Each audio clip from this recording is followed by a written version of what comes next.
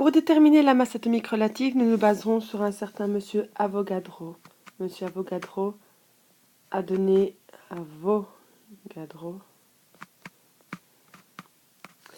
se base sur une hypothèse qu'il a émise.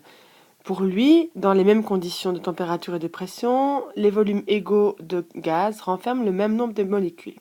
Il va donc comparer 1 litre de H2 et 1 litre d'un autre gaz O2. Il va les mettre sur une balance et il va s'apercevoir que H2 est 16 fois plus léger que O2. Donc H2, 1 et O2, ça équivaut à 16. Il continuera son raisonnement en se disant, si 1 litre de H2 est 16 fois plus léger que 1 litre de O2, ça pourrait vouloir dire que une fois H2, donc une molécule d'H2, serait 16 fois plus légère que une molécule de O2.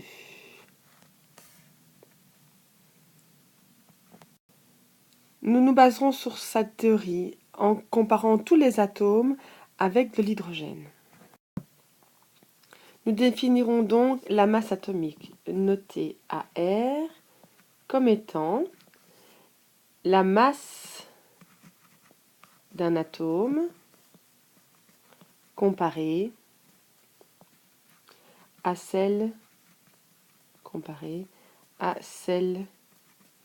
de l'atome d'hydrogène. Pourquoi l'atome d'hydrogène? Je rappelle, un atome d'hydrogène, c'est un proton plus un électron. C'est l'élément, l'atome, le plus petit et le plus simple de tout le tableau périodique.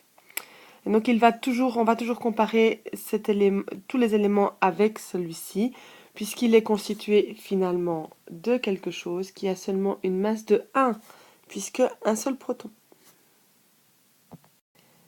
La masse atomique relative n'aura donc pas d'unité, puisque c'est un rapport.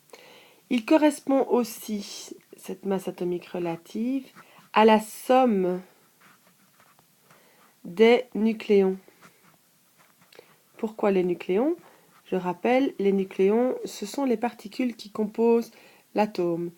Les nucléons, que ce soit protons ou neutrons, ont une masse identique à celle de l'atome d'hydrogène.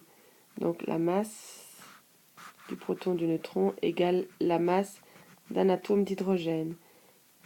Et donc nous comparerons toujours ceci avec l'atome d'hydrogène. Pour trouver la masse atomique relative de chaque élément, on regardera dans le tableau périodique. Dans le tableau périodique, en dessous de l'élément, par exemple le lithium, il est indiqué un chiffre avec des virgules. Ici, dans ce cas-ci, c'est 6,9. Donc la masse atomique relative sera égale à plus ou moins 7. On considère que nous avons 7 particules dans le noyau. Donc, la masse atomique relative sera égale à 7. Maintenant, concrètement, comment fait-on quand on a une molécule du type H2O? Pour calculer la masse de la molécule, ce qu'on appelle la masse moléculaire relative. Cette masse moléculaire relative, elle est notée MR, M pour molécule. Et elle va être la somme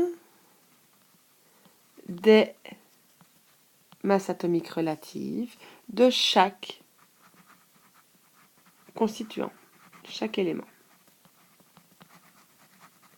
de la molécule. Concrètement, pour trouver la masse relative de l'hydrogène, de l'eau, excusez-moi, on va prendre 2 fois, puisque nous avons 2 hydrogènes.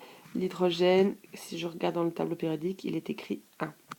Donc j'aurai 2 fois 1, plus la masse atomique relative de l'oxygène, c'est 16. Une molécule d'eau pèsera donc 18. Donc on aura donc une masse relative, moléculaire relative de 18. Sans unité toujours, puisque on le compare avec l'hydrogène. Ça veut dire qu'elle est 18 fois plus grande que la masse de l'hydrogène qui est égale à 1. Nous avons utilisé comme masse atomique relative, depuis le début, toujours une valeur sans les virgules, une valeur arrondie. Or, si nous regardons dans le tableau périodique, de nouveau je vais prendre mon lithium.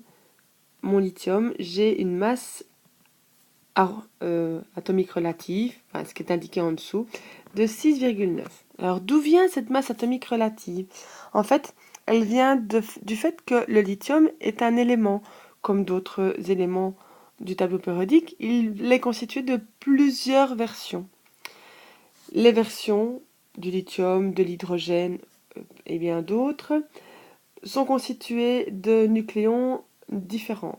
Donc on a toujours le même nombre de protons et d'électrons, mais parfois on peut varier au niveau du nombre de neutrons, comme faire la capsule sur les isotopes. Concrètement, la formule suivante reprend AR. Dans ce cas-ci, AR, là, c'est pour un élément.